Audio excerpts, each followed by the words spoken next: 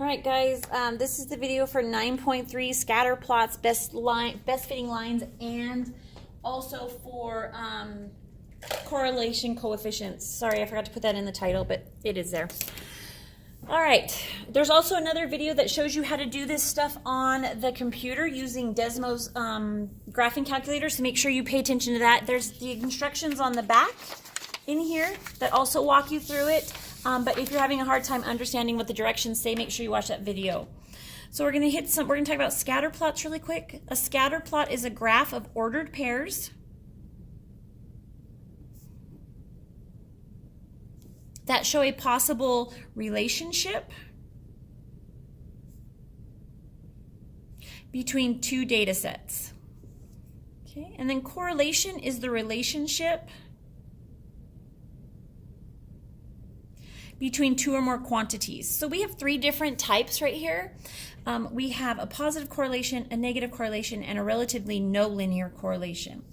So the positive correlation, when you plot your data points, you can start to see that this one is trying to kind of form a line, and as I move from left to right, you can see that my points are increasing for the most part, okay? This means that as x increases, y also increases. Now, when we have a negative correlation, as we move left to right, you can see that my data points actually start to fall. And so this means that as x increases, y decreases. And we're going to talk more about this here in a little bit and give some examples, so it'll probably be a little bit easier to understand. So there's also somewhere when we plot all of our points, there's no linear line trying to be formed. And so because of this, we can say that there's no linear relationship between x and y. They're just all over the place. They don't make any sense. They're not trying to form any kind of line. Okay? All right. So a correlation coefficient, which we represent by the letter r, lowercase r, is a measure of the strength and direction of the linear relationship. So as far as direction goes, we say that we put a negative in front of the number if it has a negative correlation, and we put a positive, or we don't really put a positive, but it's a positive number if it's got a positive correlation. As far as the strength goes, the measures that we use for correlation coefficient go from a -1 to a +1. So the closer they are to either one of these, the stronger the relationship is. And the closer it is to 0 here in the middle, the weaker it is. Okay, and that'll make a little bit more sense here in a second also. All right, so we've got these graphs right here. So if my data forms a completely straight line in the positive direction, then my correlation coefficient is equal to a +1. Okay, it's got a positive slope, it's a +1 because it's in a straight line. If it's in a completely straight line, but the line is going down as I move left to right, then that has a negative slope, which means that my correlation coefficient is equal to a -1. And then if there's no relationship whatsoever, then my correlation coefficient is going to be really close to 0. Okay? All right, so flip it over and we're going to talk about some examples. We've got this right here. So we usually like to talk about them kind of on a number line like this, with 0 being in the middle, meaning it's a really weak relationship, -1 being over here as a strong relationship, and positive being a strong relationship. Now, just because this one is a negative does not mean that it doesn't have a relationship. It just means that as one of my datas are going up, the other one is going down. Okay, so here's an example.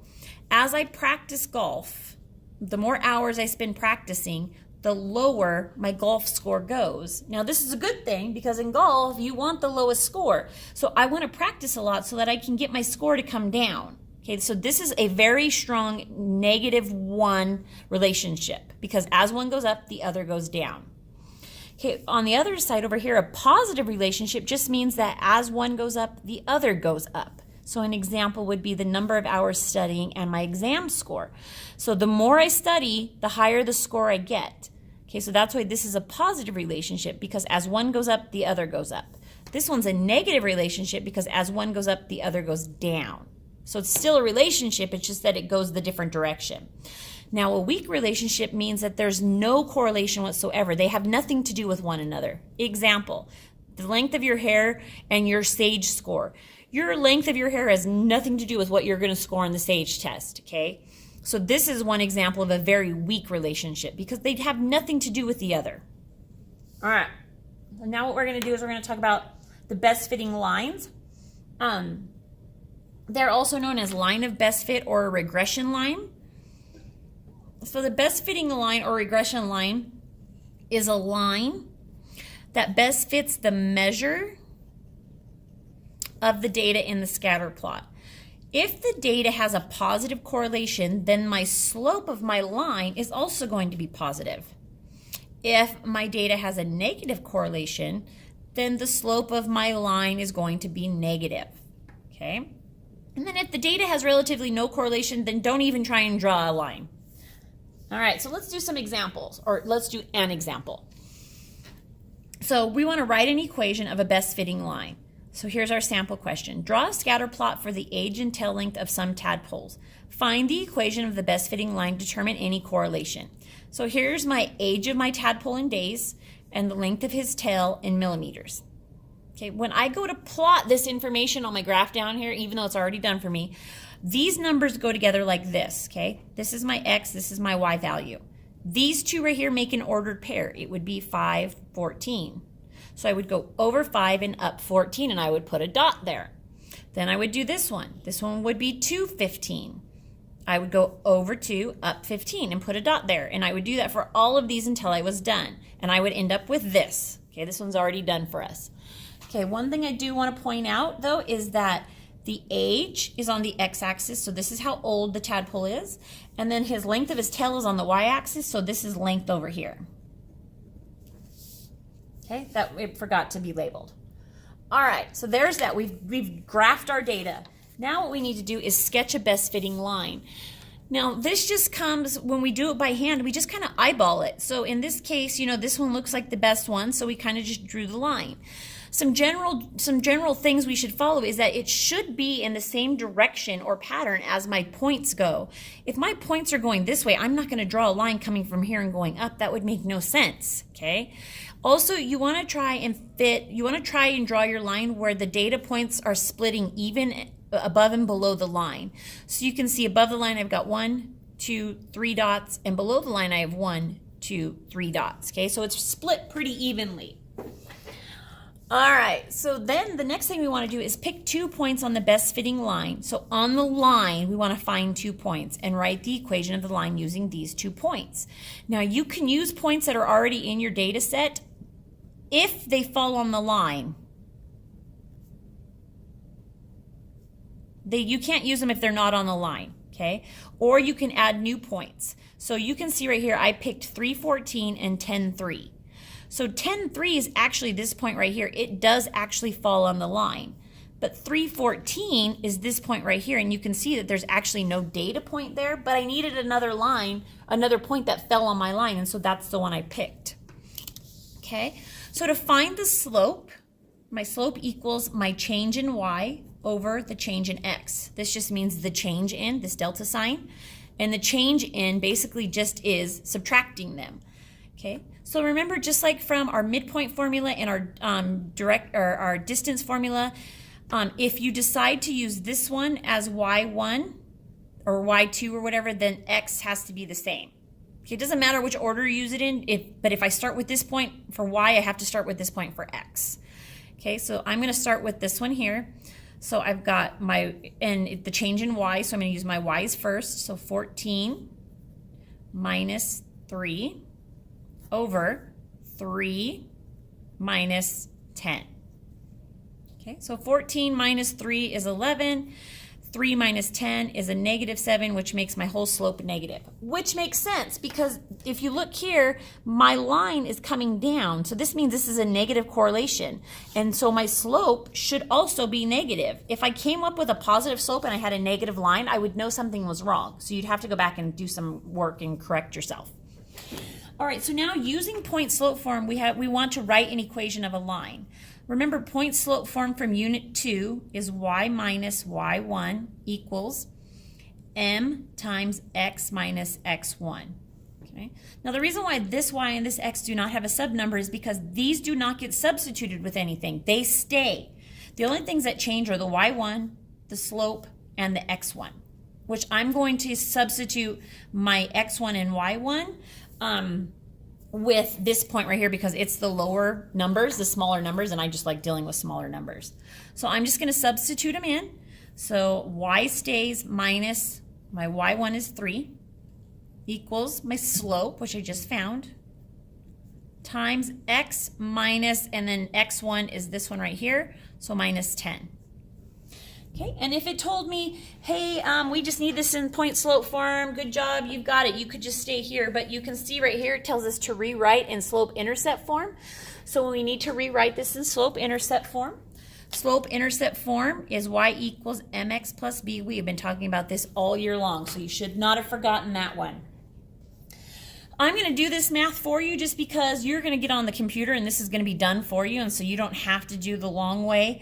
But basically what I would do to get it in this form is I need to get this y by itself, and I need to distribute this negative 11/7 to everything inside of my parentheses.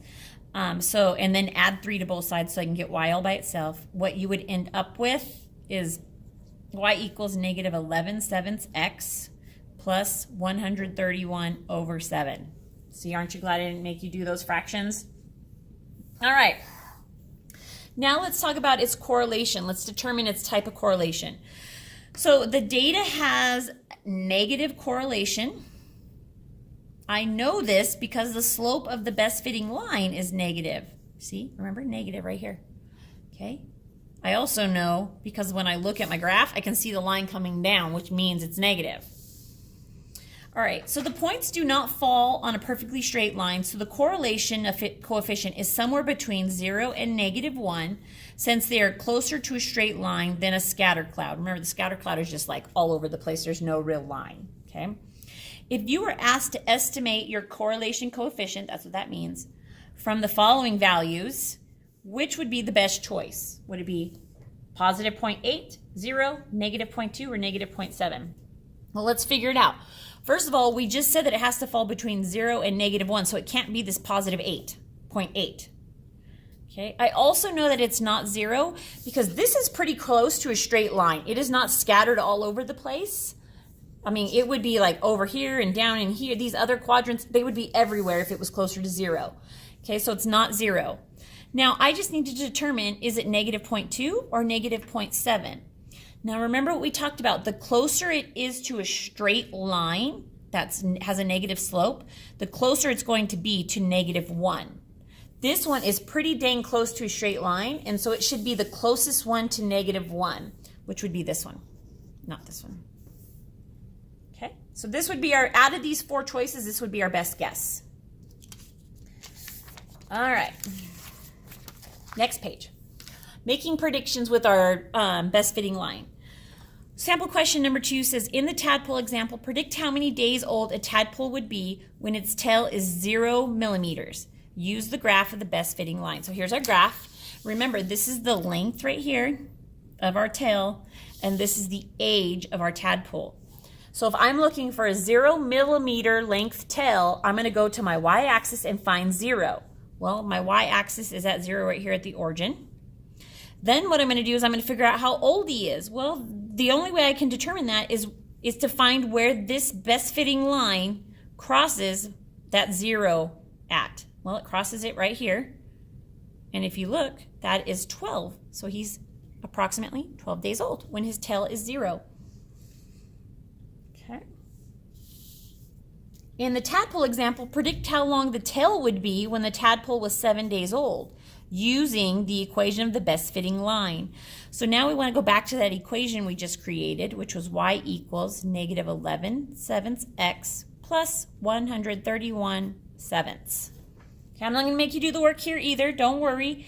Okay, but what I can tell you is if I was using this to determine how long its tail is, I would want to substitute this 7 for this x. Because remember, x represented the age and y represented the length. So if I'm looking for length, this is what I'm looking for. And if it tells me he's 7 days old, that's his age, so it substitutes in there. So it's going to be y equals negative 11/7 times 7 plus 131 over 7. And after you do all the math, what you would get is that his tail, or the y, would be approximately 7.7 millimeters long at 7 days old.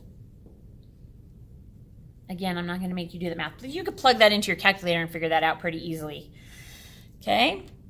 All right, so now the rest of this just explains how to do this all on the computer, on a calculator called Desmos Calculator.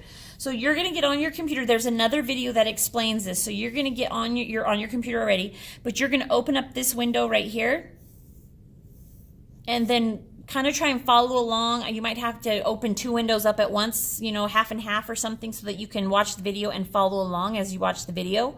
Or just watch the video and then go see if you can do it on your own. Or if you don't even want to watch the video, you can try and follow it step by step through these examples or through these directions, and hopefully that will help you as well. Maybe you won't even need the video, which is why I made it 2 separate things. All right, okay, that is it. So, one quick thing. Here is the in-class assignment that you're supposed to be doing. Obviously, you're not doing it in class because you're watching this video. But this one, basically, all you're going to do is match these correlation coefficients to one of these graphs, okay? Now, I know some of these look crazy, but they do match. Remember, the closer the line is to being a negative slope, the closer it is to -1. And the closer it looks like this, where it's, you can't even see that, where it's climbing, right, from left to right, it's going up, the closer it's going to be to a +1. The closer it is to being a whole bunch of nothing, just like this, then it's going to be 0, okay, or at least close to 0. So looking at this one right here, this one is scattered all over the place. There's no real connection to any of these points. They're not grouped together in any way. This one is going to be really close to 0. So look at all of these and find the one that's closest to 0 and pick that one for this one. You can just draw lines, okay? And then this one on the back, you can just put, I want you to graph these points, which you're going to probably have to do these by 5s, or you can start at like 40 here and then do them by 2s. I want you to graph these points, and I want you to draw in the line of best fit. But then you can get on the computer and you can do this on the computer if you want, on that Desmos calculator. And then the assignment, the homework assignment, is the same type of thing. You can put, I want you to graph these points on this graph first and kind of guess where that line of best fit would be. But then from there, you can put this stuff in on the computer and do that. Now, I know right here it says input the values into your calculator, but it means, I meant computer. It meant the online calculator, okay? And then, yeah, just answer these questions as a homework, in-class assignment, and the notes, and you're all done. Thanks, guys.